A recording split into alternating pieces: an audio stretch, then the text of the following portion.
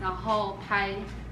电影赚大钱，让想拍电影的人当导演。然后我想问导演，就是这个梦想还始终如一吗？或者是现在看的时候，您的感触是什么？因为昨天放就我想，之前许的愿是这样，那我觉得还好是，就我现在是从影像上去赚钱，然后这些钱至少可以让我去拍电影，虽然我还没有能力去给别人拍，是至少我可以让我自己去拍我自己想拍的东西，可能还没到真的赚钱。那有其他观众想问的吗？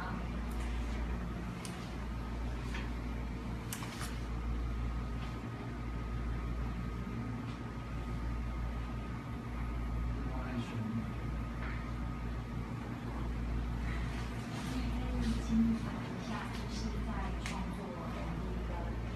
电影对大家是相同的。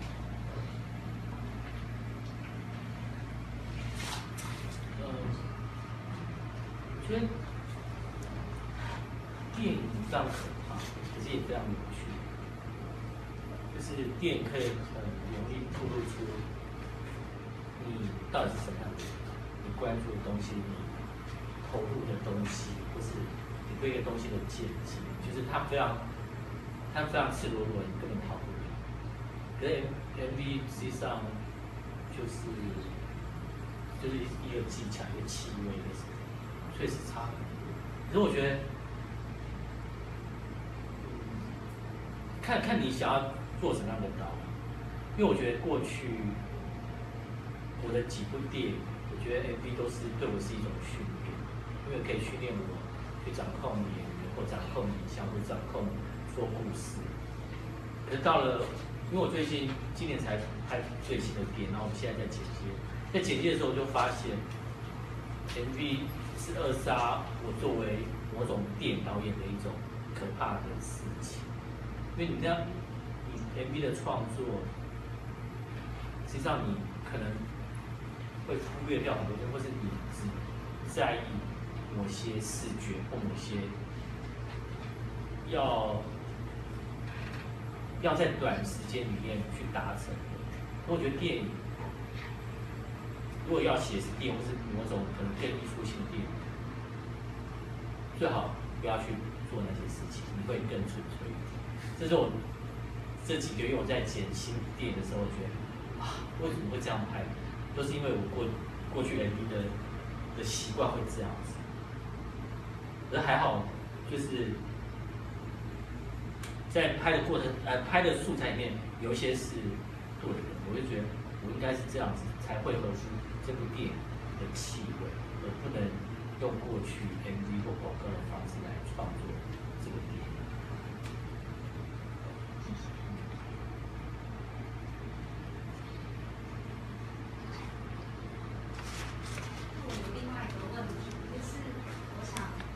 询问导演，就是那现在还会想要尝试用胶卷做创作吗？就是在无论是长片或是 MV 之中，就是可以讲一下您对数位跟胶卷这两种媒材的看法吗？我记得，就我看过一个报道，就是科波拉他数位出来，他就拥抱数位，然后在数位里面做很多可能性的尝试。然后他女儿就是坚持要用底片拍，就是本来年轻一代他会坚持用底片拍，可是科波拉他就会用数位。那对我而言，我觉得数位实际上有很多的可能性。然后底片迷人的地方，可能过去我都已经做到，就是底片的质感或那些不确定，或是那些过程你要。就是跟数位不同，我好像都尝试过。可是我觉得数位还有很有趣的东西，譬如说，我最近买了一台8厘米的数位，它的片呢只有这么小，不是全片幅，也不是，甚至它是就跟8厘米一样，那我就把我过去8厘米摄影机的镜头拔下来，把它装上去，因为它有出转接环，装上去，然后试着去玩，就跟正常的数位还是有不同，可当然跟8厘米是有差距。就我会觉得数位是一个也蛮有趣的事情，然后我比较不会想再去走回头路，可是搞得很麻烦，因为现在底片非常贵，然后贵，而且整个的过程是非常复杂、非常麻烦。因为我们之前有一个手冲工作坊，超发的，然后也有好几个学员在现场，然后我们那个时候一支底片应该是1000多块，然后因为我们自己冲嘛，但是药水还是要买，所以加一加其实也是蛮可观的一个价钱。就是现在如果在这个时代还坚持做，对，要有一些热情在，还有财力。可是应该，我觉得底片可以玩的东西，我觉得我好像都已经有玩过，像硬凹，因为在最后，我觉得因为是阳痿是硬，就一个我觉得，所以我就在底片上，就是弄了胶水，然后就粘了很多毛发这种，就是会我自己会去画底片，然后去做这样去刮，或是重复刮，或是买过期的底片，而且可能是过期很多年，大概7、8年，然后去拍。那我不知道底片还有什么好，就是不同的，除了我觉得放映的这种感觉，就是这种基本上已经应该是已经绝迹了，所以用底片创作，你最后还是要转成数位再去做大量的后置。所以我觉得已经找不到它很独特的。然后我觉得数位这些，它的空间可能有时候可能你可以去创造。我想回应一下，刚刚我一开始说，就是电影要在影像跟声音上面其实都非常精彩。那其实导演说他那个底片的部分已经不知道还有什么是没玩过。这其实就是在那电影里面，其实你实验电影的技巧手法其实几乎都有了，就是翻拍啊，然后对啊，就片引用，然后手写，甚至还有什么还有什么没有人提示啊，就是然后另一个想要分享的就是我们用胶卷来创作的话，我觉得有一个比较会让我们去思考，就是比较珍惜那个影像。就像我们之前在工作坊的时候，有人就会开始说，我一卷超8可以拍多久？那我就不能用数位的逻辑去思考说，我可以随手拍，我可以任意拍，就变成我要很清楚的知道我这一个要拍什么，我下一个要拍什么，然后就开始会去珍惜说，我如何要在一卷里面把我要的东西做到。我觉得这是底片跟数位一个不一样的地方。我觉得，如果你是导演自己剪辑的话，你应该都会 care 这个东西，因为你现在用数位太多导演或摄影师，有时候因为不用起，就是一直都用。平常剪的时候根本你就很想骂，就是不知道在拍什么，这些根本不重要。你为什么不好的拍就拍对，反正素材那么多，根本可用。尤其如果你拍的东西给别人剪，他很难去判断说，到底这些乱拍，或是不小心拍，或是说，就是直接都到哪些是要或不要，是很难判断。所以有时候出来会剪接出来的东西是很可怕。所以我觉得应该数位也可以去训练，实际上你应该更清楚知道。还有问题吗？想请问一下，就是像因为你自己都是拍一些自己的东西，可以有自己的想法，但是如果是商业化的东西的话，会因为这样去屈就很多事情，就变成说出来的东西不全然是自己的想法。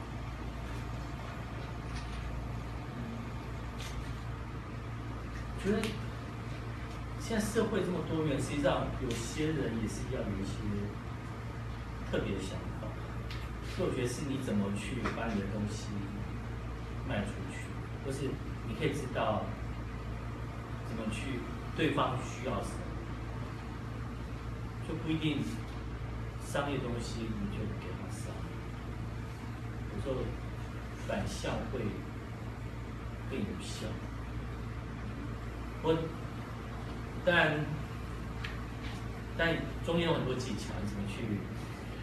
么去不被说服，或怎么去用很多奇怪的方式去让你的东西被还是保。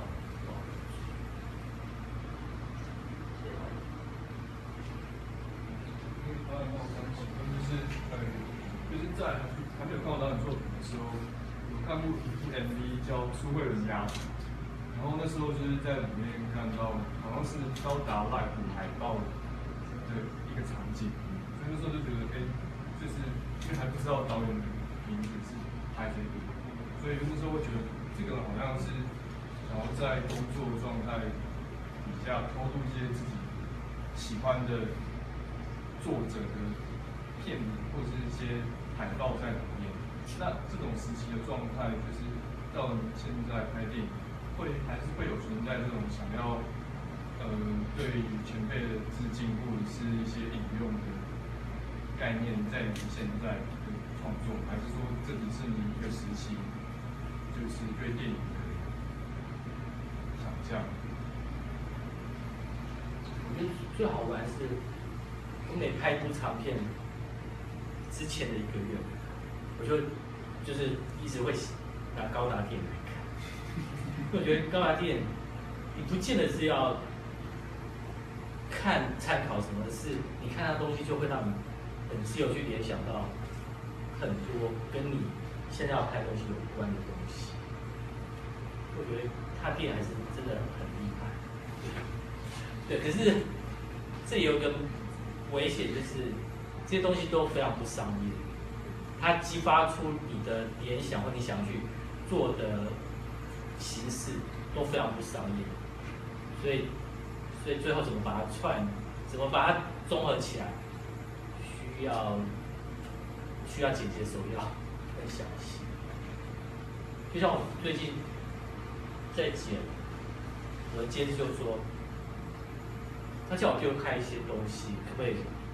做一个不是我前3部电影，都不是我风格的东西。我尝试剪到第2版本，我尝试那样去做，可是越看越不对。那现在在剪第3版，我就又把我喜欢高达的有字幕啊，或是那种断裂的东西，我就把它放进去。我觉得好像自己会比较习惯。只是我现在做这些东西，可能会在一开始的时候，会先让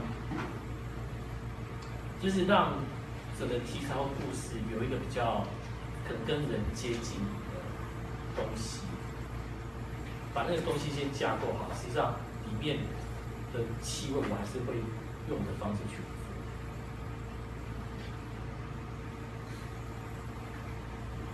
我另外问一个问题哦，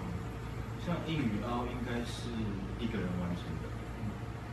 然后昨天那一部第1部也是，那有没有现在是跟剧组？那导演有没有觉得有可能是一个人在现在这个状态还有办法一个人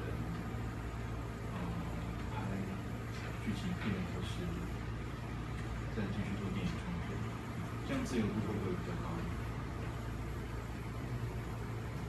就我后来把电影分2种，一种如果是自己要去做的实验或尝试，我觉得就是我会自己做，然后自己看，就不会是要去跟外面沟通，因为我觉得那样非常私密。对，所以这些东西就不会我会想要变成一个作品，是一个怎么样是公开。而当是要跟别人沟通，我就会去想，怎么样有我的风格，怎么样是大家会有兴趣，会想看，然后这通常就会需要是一群。不过我的库都已经算非常少，因为像我拍电影跟台湾其他电影比较起来，人都算是比较少。所以你已经有一些比较私密的作品，好了吗？好的。几年前我就是有一个人来邀，所以我有去自己完成的一个片子。也是，那想法就是还蛮好玩，就是我想拍一根阴毛在空中飞来飞去。对，我就去拍这样子。最后有完成？有完成。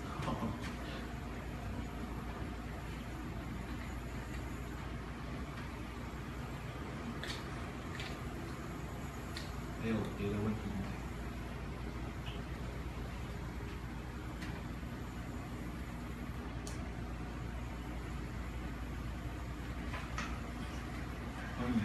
不要害羞。导演那个你是哲学系出来，所以里面影像里面有时候都会穿插很多很值得思考，但是又很模糊的东西。所以，例如说，就是我第一次看到导演的作品是在《消失打探》，就我也很喜欢这部影片，但是它有很多东西是有些似是而非，然后也看不太懂。所以想请问导演，是你每一个部分都有你很准确的想法，还是有些也是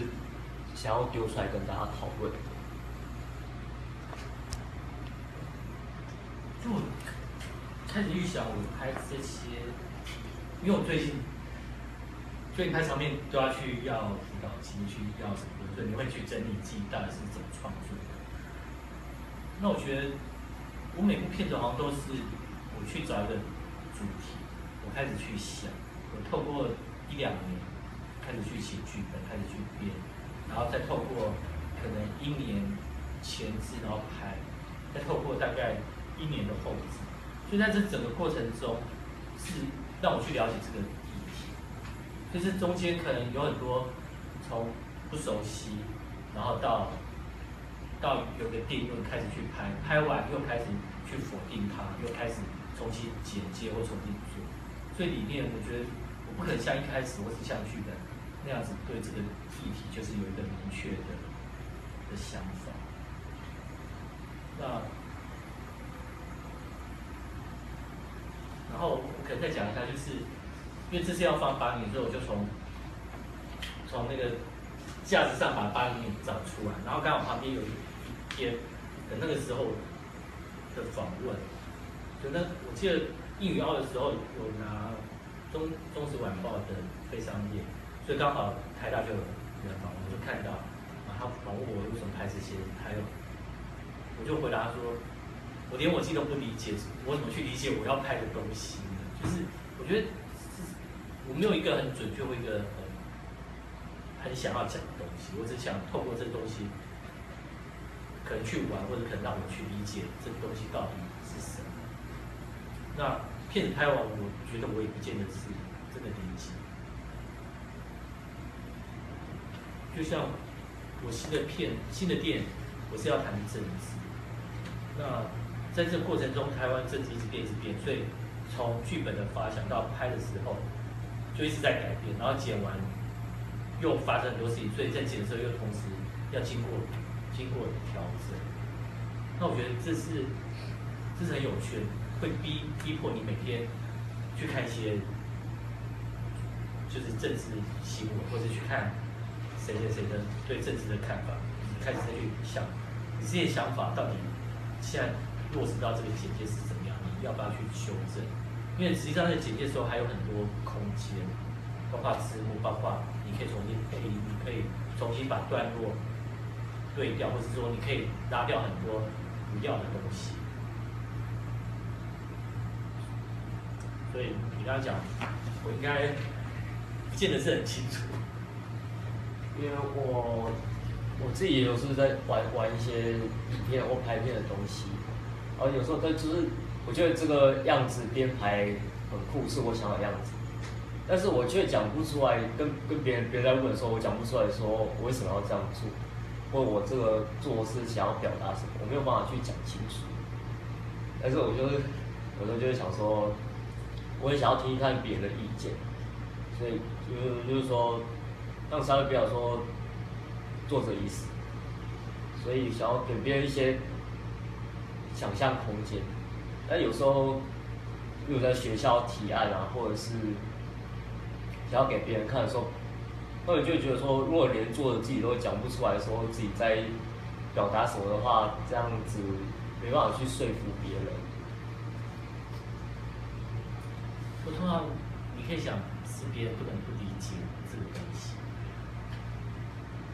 所以你就可以让自己的声调低一点，去用别的方式让他懂。就像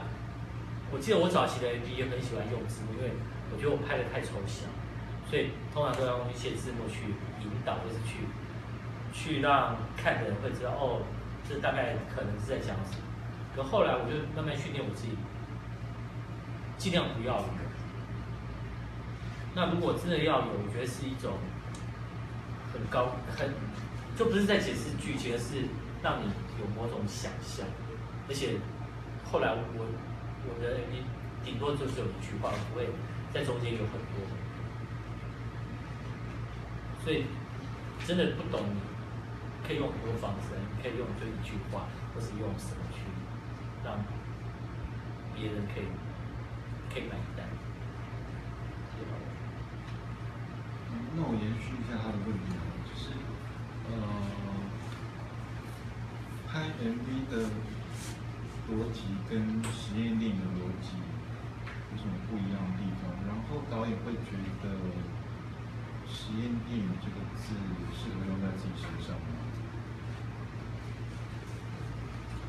实际上我很喜欢音乐，那我觉得音乐加上影像是一个让自己有非常多可能性。可落到 MV， 有时候在电影圈就会觉得它是一个很不电影的东西。可我一直想推翻这种说法，所以当我第一次要英语要是我可能那时候大学毕业的时候做，后来我就开始去拍广告跟拍 MV， 但拍了，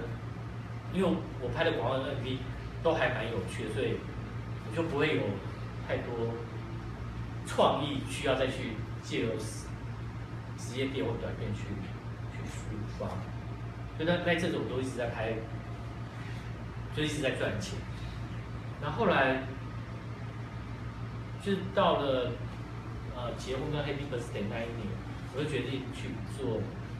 一些可能比较长的东西。那时候我的概念是，我要每个短片都用一首歌去。就是从一首歌去出发，开始去想故事，然后开始去创作，开始去拍。那一系列整个集合起来叫做《不爱情歌》。然后，但之后我觉得，那时候觉得我拍短片应该这么自由，然后跟拍广告跟 MV 有这么大不一样。所以完了之后，我就去拍《花痴那女孩》。我也是希望把音乐跟故事或跟电影做结合，所以《花生的女孩》也做了大概7首音乐，在每一段都是有一首主题曲，然后它的片头有一个，片尾有一个，还有一个间奏的地方。就我是用音乐或是一张唱片的方式去做这样的创作。可后来这2部片就被人家骂的就是 MV 导演拍的电影。所以后来就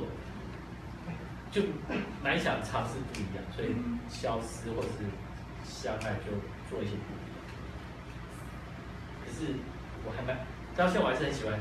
音乐跟影像的结合，因为我觉得就像高达电影，它绝对没办法把音乐拿掉，它的音乐可以让你很自在的就是思绪在很多地方传来传去。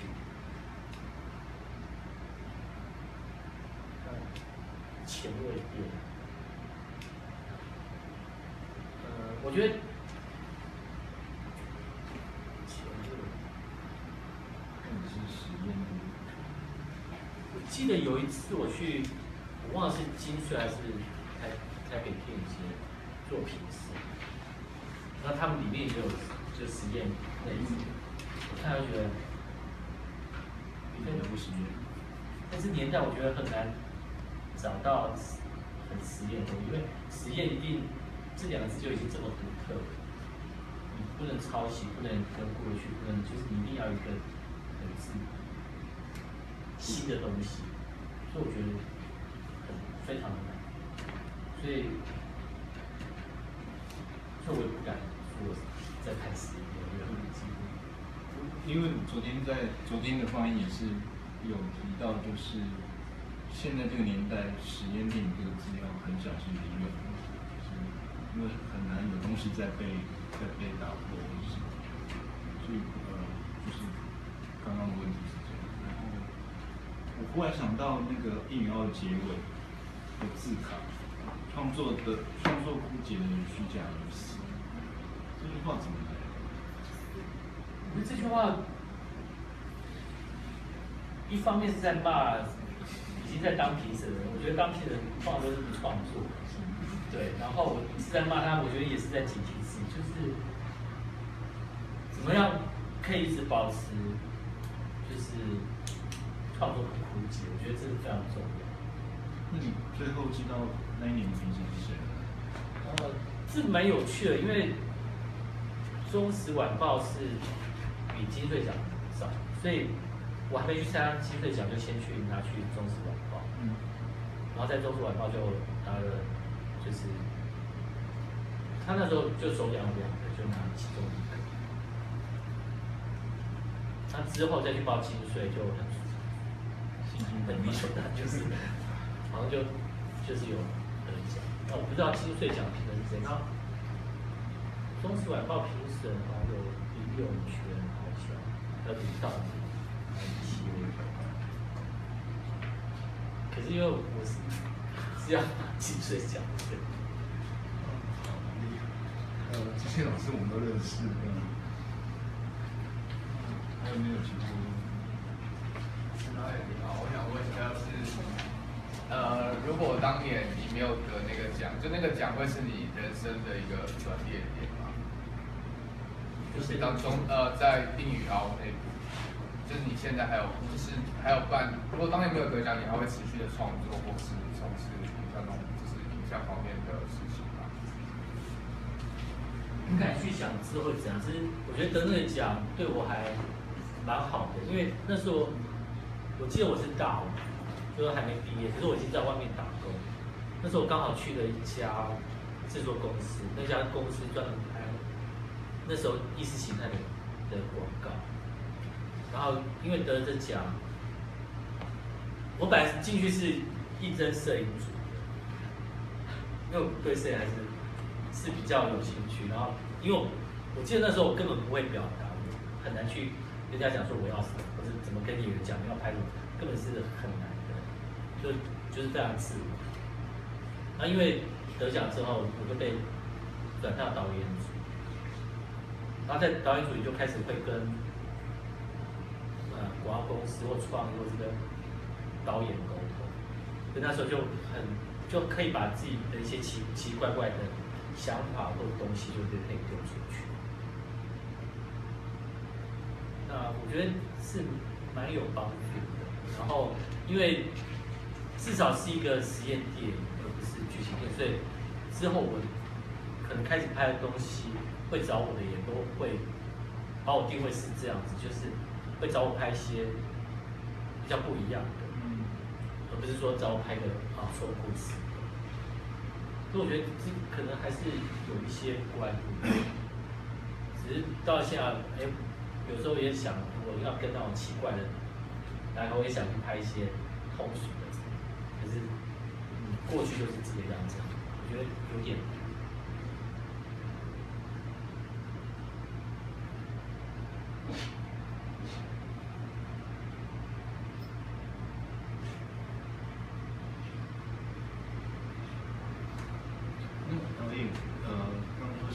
摄影的部分。那对于一些新科技的摄影器材，会不会特别有兴趣？像那种戴头上的啊，或者是空拍机啊那些。基本上有一些系统都会先去尝试，然后每次都尝试的，就是因为通常我们都是比别人早去做，所以做的时候就是会有很多问题，然后就我觉得成果就没有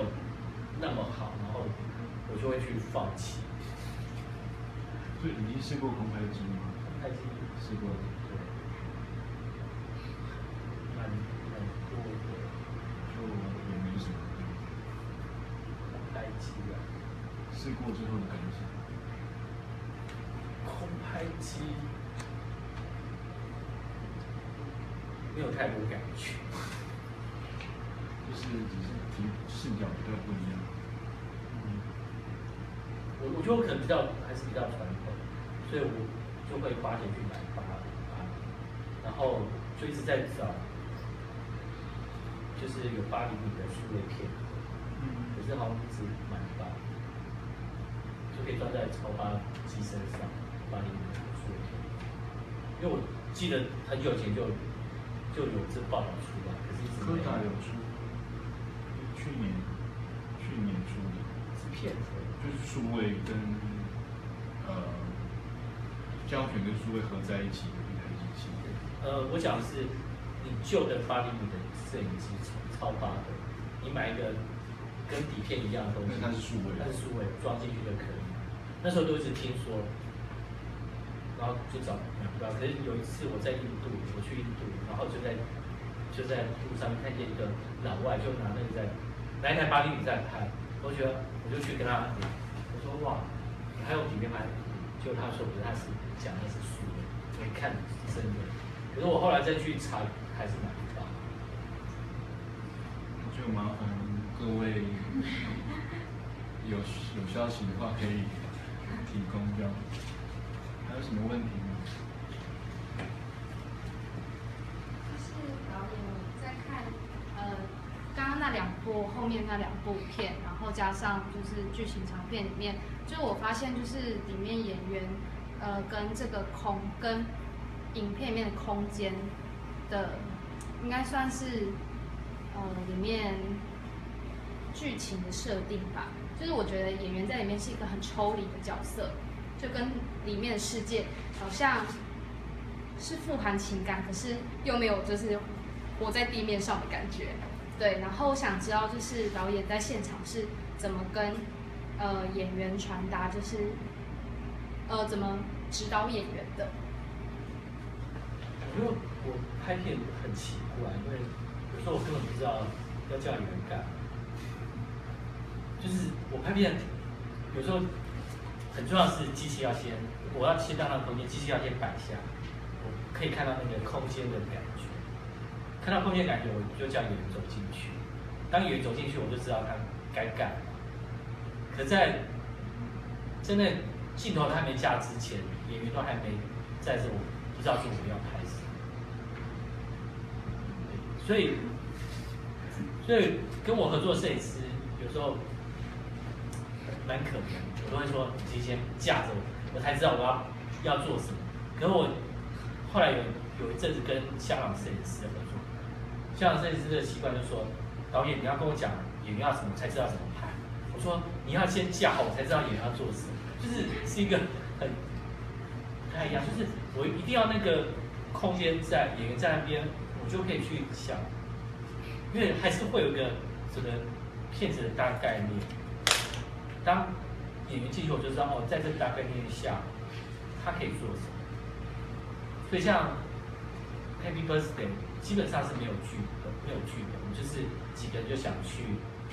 日本玩，然后就是副导兼演员，然后翻译兼女主角，然后什么制片在接什么，我们就大概5个人去，然后去找我们日本的朋友，然后就也没有看景，也没有干嘛，就是我们就想在东京拍个一天半，然后租车。一天的时候我们要拍，我们想去就走一走，要在新宿拍，新宿车站拍，然后走一走，然后我们想要坐车去游乐场，就概念就是这样子。然后第二天早起来我们就去租车，我们就杀到清景泽去。到清景泽我们就想去找有雪的地方，就路上就看到什么就拍什么，然后就到雪，没想到雪这么漂亮，所以就想说，这雪就很像好大的白粉，就开始就想，故事可以怎么。所以是那个环境或那个空间给我们有什么，我们就开始去找新闻，就说好，那赶快去准备什么，或者到雪地里面要拍什么，去买扑克牌就来，然后看到那边有椅子，他们就疯了，就在那边乱搬，就绕圈，就我觉得这蛮有趣的。所以是等于是一路上遇到什么，然后看状况再决定怎么发展这样子吗？有一个基本的概念，就是说我们想去哪边，然后可能这男女是女生像他的前女友，然后他们在那边莫名其妙的碰见，然后在半路遇到的女生，然后他们就一起去那边，然后之后可能怎么样就是现场发展。还蛮自由的一个创作方法。对，因为我那时候看红麦他拍电影都是这样，他就是4、5个人就带着演员就下去，然后就开始去想故事，开始去弄，然后去拍。我觉得这比较像拍电影，就是导演跟演员的合作关系会很棒。一般电影很难这样拍。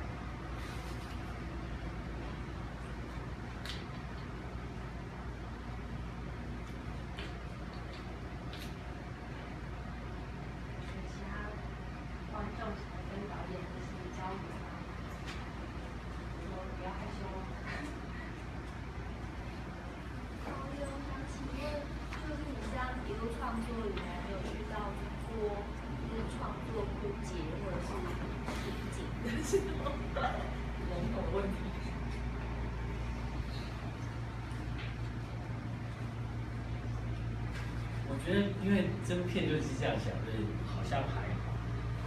所以我觉得我灵活度还蛮高的，就很好去找到新的东西，可能运气也不错，或是说，就是可能我的世界就是这样子，我觉得还是在里面打转，那也可以讲。实际上我很喜欢看东西，所以我会透过乱看东西去激发很多奇怪的。不过之前有人问这种，我通常感觉大概有2种，一种是在睡觉的时候，就是会想到，所以我常睡觉前想到东西，我一定要赶快爬起来，赶快把它写下，不然早上起来就已经忘掉。那另外一种是要去开会的时候，开车的时候会想。所以我觉得在流动性或是在某种很临近的时候，会有很多奇怪想法出来。尤其像你开车，你可能路边看到一个东西，你就觉得对了，就是这个东西该是这个剧本，该是这个脚本的一个，就是出发点。就我常常会是这样，就是有时候就是真的睡觉快睡着，或是没睡着，就是会睡着了，会再起来。所以导演也是床头会带纸跟笔的。我现在都写在手机里面，对吧？而且我觉得有时候我不会让自己很完整，有时候是当下，就像我刚刚讲，我们拍电视就架构一些东西，去现场拍。现场东西给你再去抓或去再去发想。所以我觉得当下就是在现场的时候，会有很多你意想不到的东西会出来，那是你没办法控制，所以你也要去面对它，然后去找到方法。那有可能就会有新的东西出来，而且有时候根本不用想那么多，像里面很多台手就是问演员说，好，给你3个愿望，你可以讲什么？他讲得很棒啊，然后说你讲一个你做的梦，他讲也很棒，所以有时候我们不会想，然后有时候要拍就说好，去找一本书，他们就找一个说就这一本很棒，然后我们就翻，你就念这一句。我觉得有很多他自己会串成一个他自己的故事。有时候用太多自己的，我觉得反而会比较降级。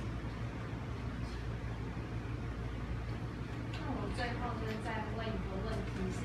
就如果现在有就是你会给现在的年轻的影像创作者一些什么样子的建议？就如果他刚开始尝试要做影像的创作的话，我觉得时代差非常多。